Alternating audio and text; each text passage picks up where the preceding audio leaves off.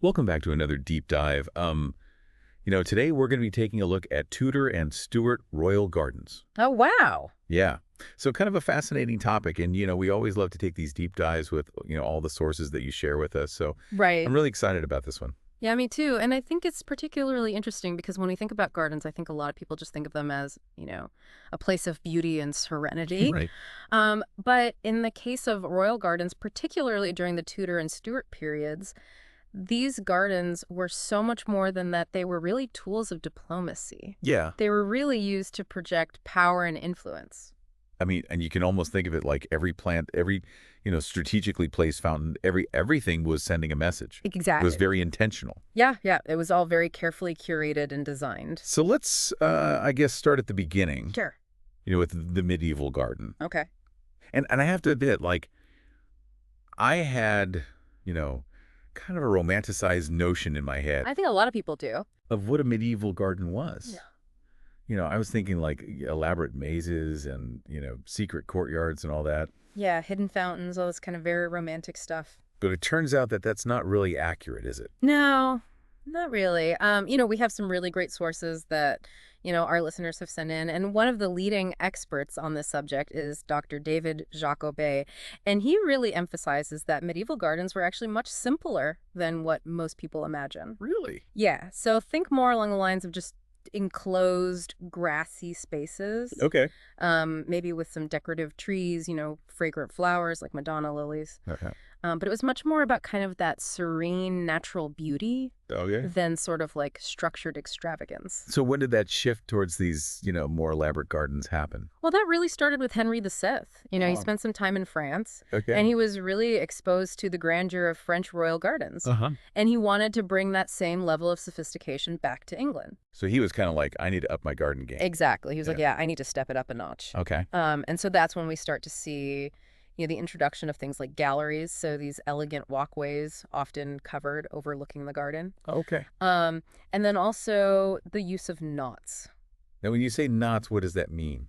Well, it's interesting because the term knot back then could actually refer to a lot of different things. So it could be decorative elements on ceilings. It could be like complex painted patterns. What? But in the context of gardens, these knots were really intricate designs, Okay. often created with colored earth or plants. Okay. And they were really meant to reflect the owner's wealth and artistic sensibility.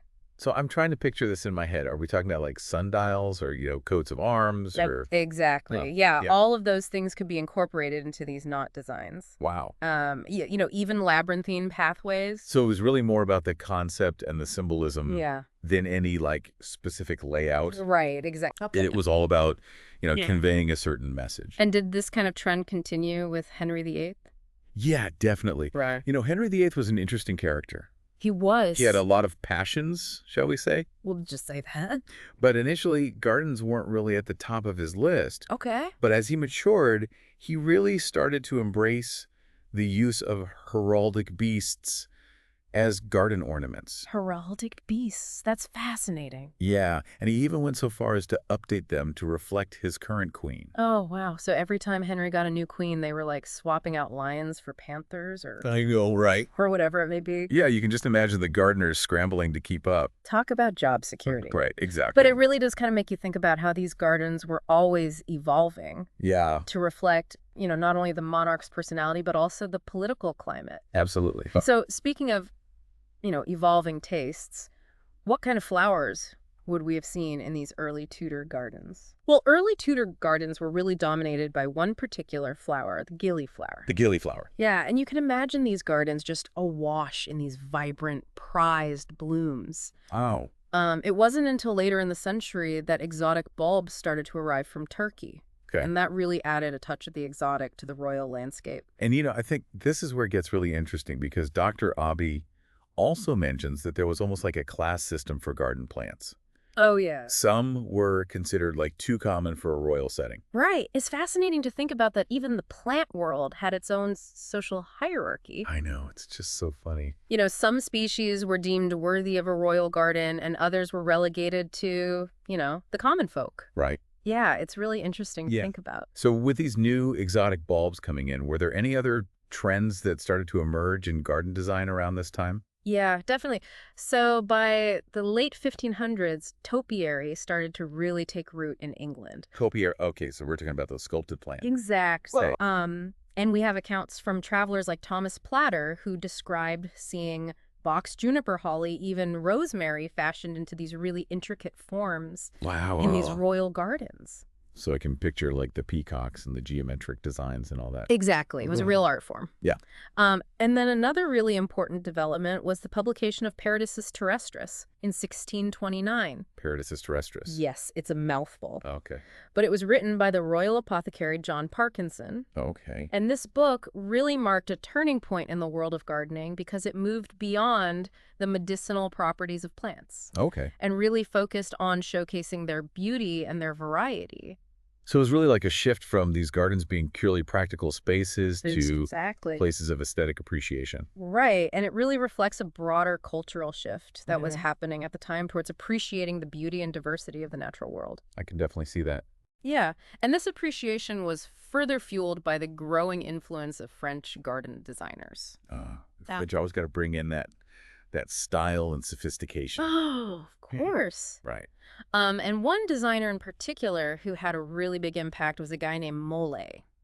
Mole. That's an interesting name for a garden designer. It is, isn't it? Was he like burrowing underground or something? Maybe he had a knack for working with the terrain. Maybe. But what we do know is that these French designers really brought a level of refinement and expertise that really elevated the status of gardening in England. So it seems like everything was kind of coming up roses, so to speak, for royal gardens. But then, we have the English Civil War Right. had happened. Yeah, unfortunately, the war and the subsequent republic led to the destruction or neglect of many royal gardens. Oh, that's so sad. It is, yeah, All that work I know. gone.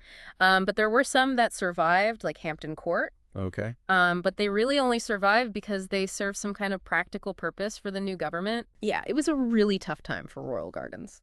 So then, of course, we have the Restoration Yes. and the return of Charles II. Right, and with Charles II came a renewed focus on the visual splendor of the monarchy. Okay. And he had a particular passion for canals. Canals. Yeah, so he commissioned these grand waterways at St. James's Park in Hampton Court. Huh.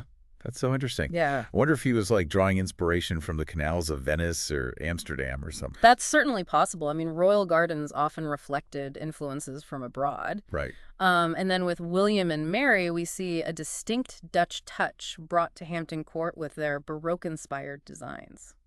So from simple, enclosures to these grand Baroque landscapes, it's amazing to see how these gardens really evolved over time Yeah. to reflect all these changing tastes and political ambitions and even technological advancements. Exactly. It's incredible. It's really a fascinating journey through horticultural history. And, as we continue to explore these gardens, I think it's also important to remember that they weren't just about projecting power. Right. They were also places of leisure and recreation and even romance. Oh, absolutely. I Oh, mean, yeah. just imagine, strolling along those manicured paths with the fragrance of all those exotic blooms in the air, Right. or taking a leisurely boat ride along a tranquil canal. Yeah, exactly. Or listening to the music of water dancing in a fountain. It sounds so idyllic. It does, doesn't it? Yeah. It must have been a welcome escape from the pressures and intrigues of courtly life. I can definitely see that. Yeah, So these gardens really did serve a multitude of purposes, they did. from grand displays of power to intimate havens of tranquility. Yeah, absolutely. It's fascinating. It is. Well, we are going to take a short break, but when we come back, we'll be diving deeper into some of the really interesting stories behind these magnificent gardens. Sounds great. It's amazing to think about how each plant, fountain, or statue in these gardens really tells a story. Right, it's like they're whispering secrets of the past. Yeah, and we were talking about Charles II and his fascination with canals. It really does seem like a powerful statement about renewal after, the interregnum. Yeah, it's like he was trying to literally wash away the turmoil of the past. Right. And, create this image of grandeur for the restored monarchy. Yeah, like carving a new path forward Exactly. through the landscape. And it's a reminder that these gardens were so carefully designed Yeah, to shape public perception, right. to send a message about the power and stability of the monarchy. And speaking of, sending a message, we can't forget about the role of technology in these gardens. Oh, absolutely. You know, we talked about William and Mary's use of steam power for Yes. those elaborate fountains at Hampton Court. It's incredible to think that they were already pushing the boundaries of garden design with Yeah. such innovative technology. Imagine that, like the hiss and churn of a steam engine Right. powering these spectacular fountains. It must have been quite a sight to behold. I wonder what people thought back then. I know, right? Were they impressed or bewildered? Probably a bit of both, I imagine. Yeah. You know, it's a sense of wonder and amazement, but also maybe a touch of apprehension at the sheer scale of it all. Right. But that was the whole point, Yeah. to inspire awe. To really reinforce the power of the monarchy. Exactly. And as we've seen, the style and features of these gardens really did change over time. It did, yeah. Reflecting, those shifts in taste and influence. Right. From the elegant simplicity of Henry VII's Knott Gardens to the elaborate Baroque designs favored by William and Mary, Yeah. each monarch really left their own mark on the landscape. Added their own chapter to the story of English garden design. Absolutely. And we also can't forget about, the gardeners and designers. Oh, of course. And artists who actually brought these visions to life. Right, the unsung heroes of these horticultural masterpieces. Mm-hmm. Yeah, people like John Parkinson who, really helped to elevate the status of garden plants with his book. Yeah, Paradisus terrestris. Right. And then, of course, the enigmatic mole. Yeah, still can't get over that name. I know, right? But it's a good reminder that behind every grand design, there's a whole team of talented people. Exactly. Working to make it a reality. Right. And, as we're talking about all this, Yeah. I can't help but imagine the lives that unfolded within these gardens. Yeah. They weren't just spaces for show. Right. They were places where people lived and worked and played and, maybe even fell in love. Imagine strolling through those paths. Yeah. Surrounded by the fragrance of exotic flowers. Yeah. Or taking a boat ride on a tranquil canal. Exactly. Just listening to the sound of water in a fountain. Yeah, it must have been so peaceful. Yeah, like an escape from the pressures of courtly life. Absolutely.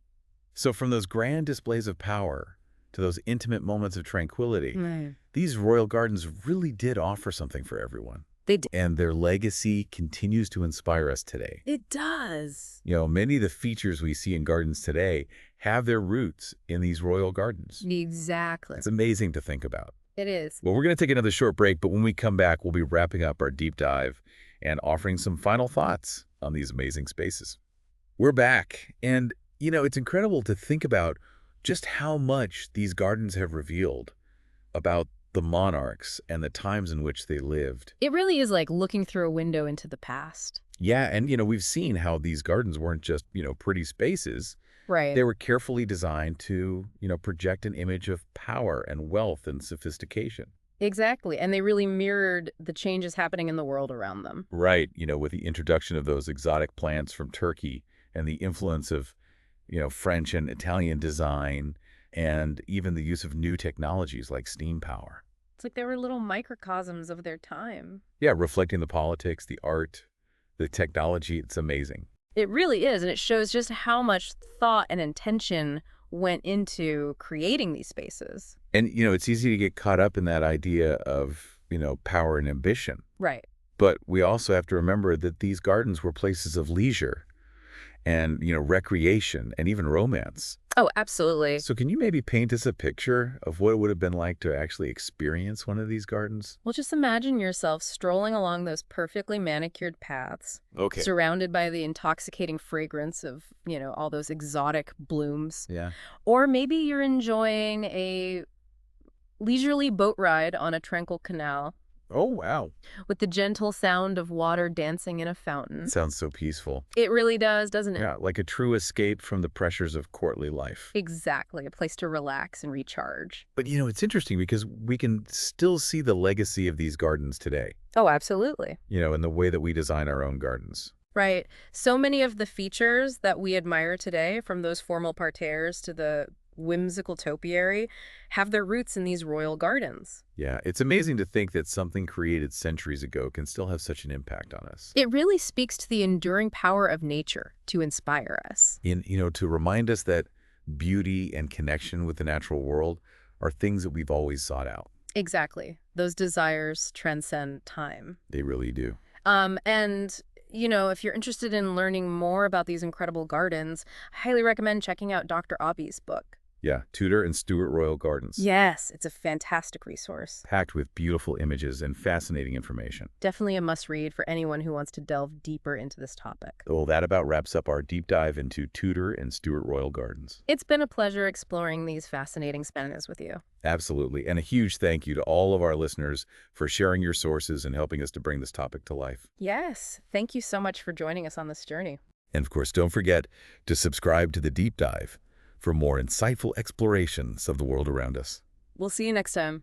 Until then, keep exploring, keep learning, and may your own gardens be filled with beauty and inspiration.